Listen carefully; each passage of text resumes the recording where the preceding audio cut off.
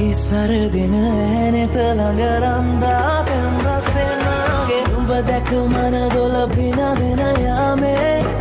නෝනේ ඇහුනද හිත කවි කියනවා මාගේ ඇගේ ලැමසෙල වෙනකොට ඉවසුම් නැනේ මාමේ වෙනවද දුව කරගන්නට වාහේ